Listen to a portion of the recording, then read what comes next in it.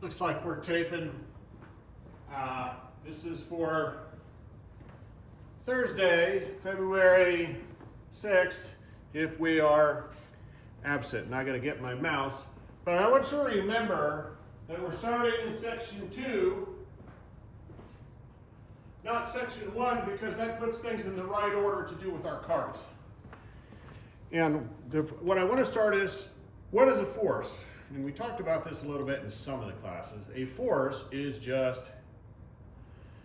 a push or pull on an object. So it could be a string pushing something, a handle pushing something, a chain pulling something, a string pulling something, dragging something. A fluid like water pushing sand down a river is mechanical because molecules are doing it. Wind pushing a wind turbine around is mechanical because the air molecules are pushing that. So sticking your hand out the car window and feeling the wind, that's mechanical force. And some we discussed act at a distance, like magnets and static electricity and gravity are field forces that act at a distance. Now, the math for these works a little differently than this does, so we're not going to investigate these all, not even in Corey Rawson, but that's what they are. Okay, so if a force is just a push or a pull, nothing mysterious. If the forces are balanced, there is not a change. So things could move, but they aren't going to speed up, slow down, or change direction. They're going to keep the motion they have, which might be nothing. But a car going down the highway isn't going up and down, isn't turning left and right, and the cruise control's on. It's got forces, it's got friction, it's got the engine running, it's got gravity, the road's pushing it back up. But all the forces are in balance with another one that's equal and opposite, and there's no change if they are balanced. When changes are not balanced, one of them is bigger than its opposite, it's going to go one way or the other. It's going to accelerate one way or the other. There's going to be a change in the motion. Remember, a change in motion, like a change in direction, change in speed, is a change in velocity, and that is an acceleration, goes in the blank. So if your car's in cruise control, you got the weight of the car down this way, the road is holding back with an equal and opposite force. If the bridge didn't hold it, it collapsed, the car to go to accelerate downward. The engine's producing force forward, air resistance is producing an equal and opposite force back if it's going with the cruise control on. If you get the car going real fast and you let off the gas and you have almost no force forward, but you got a lot of air resistance back, it's going to slow down because this force is bigger than this one. Now it'll be a change in motion. Whoops, what happened now?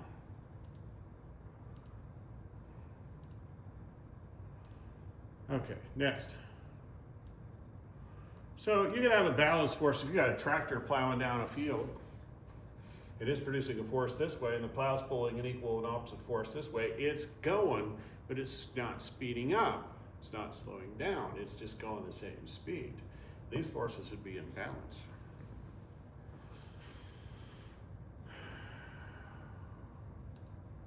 Okay. So another example of balanced force, if you have a puck sliding across the ice and there's no friction, its weight would be balanced by the ice. Or if it was sitting there, its weight would be balanced by the ice.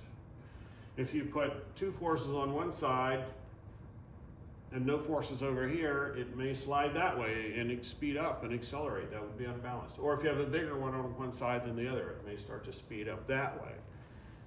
That would be unbalanced. Okay, so Newton's first law says, I don't like the way Newton said this, but it says that an object moves at a constant velocity unless an unbalanced force acts on it. I think this was your book's interpretation, which is actually pretty good. So, object's going to be constant velocity until a force acts on it that's not balanced, and then it'll speed up or slow down or change direction. This is sometimes called the law of inertia. Inertia is the tendency of an object to keep the motion it has, to resist changes in motion. to not speed up, not slow down, not change direction, stay in that motion. The bigger an object is in terms of mass, the more mass it has, the greater its tendency to keep that velocity. If it's a dump truck going down the road, it's going to require a lot bigger brakes to get that thing stopped. If it's a bicycle going down the road at the same speed, not so much energy to stop it, not so much difficulty. Because the greater mass has a greater inertia, a greater tendency to keep the motion it has. Okay. And CART's investigation 1 is up where we've already started that, so we're right in the right spot. Let's go on with number 2, which is Newton's first law of motion, law of inertia, page 80. It says an object moves at constant velocity unless there's an unbalanced force. Your book does a good job in stating it this way. An object at rest is not a special case. I don't know what Newton actually wrote because he probably wrote it in Latin, and I haven't read it in the original Latin, I don't think. But the way you usually read this is objects at rest stay at rest, and objects in motion keep that motion. That sounds like two different cases, and it is not. It is exactly the same thing, just looked at from a different perspective. So it's more accurate to say objects keep the motion they have, whether it's 2 meters per second or 5.2 meters per second or 0 meters per second. 0 is just one of all the numbers. It's not a special case.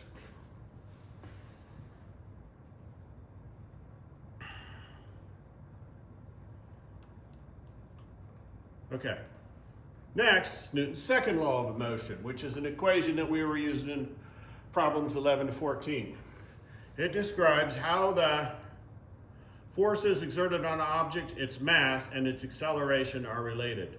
And it is this equation. Force equals mass times acceleration, or net force equals m times a. This is the leftover force when you add all the forces together. Mass times acceleration. Usually see it written this way. Your book writes that acceleration equals net force divided by mass because they took m under here, but that's the same thing. You can see that right here. So this is also correct, but most of the times people write it that way.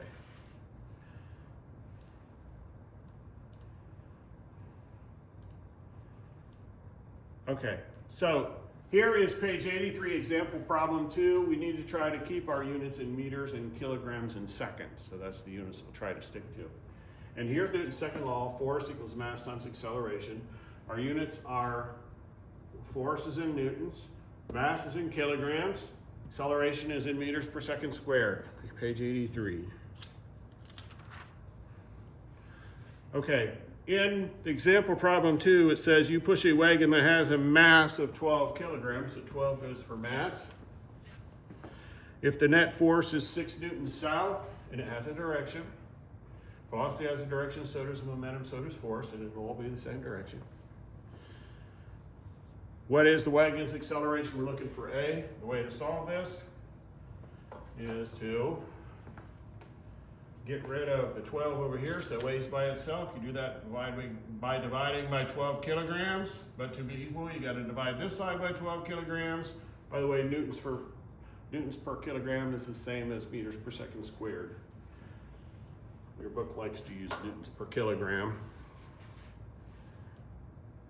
And it comes out to be 0.5 meters per second squared south. You could keep newtons per kilogram. It would be the same unit, actually. They look very different, but it's the same.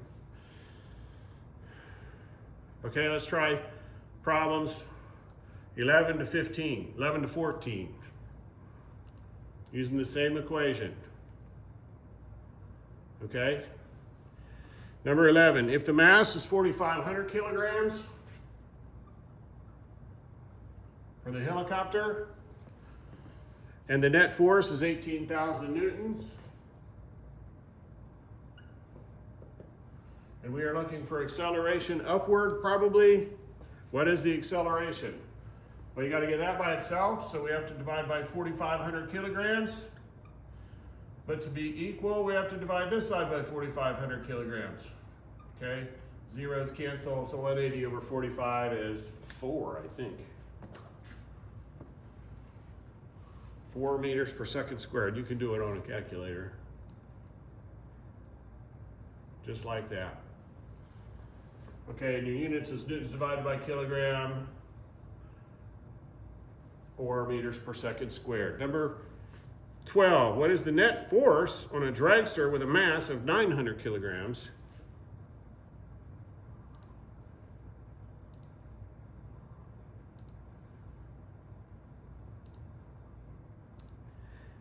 If its acceleration is 32 meters per second squared west.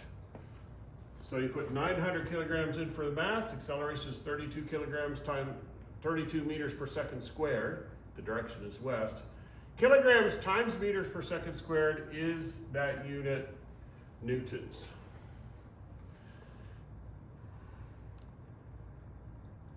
Okay? So kilograms times a meter per second squared is newtons. We just multiply these two. That's all you got to do on a calculator. Next, number 13.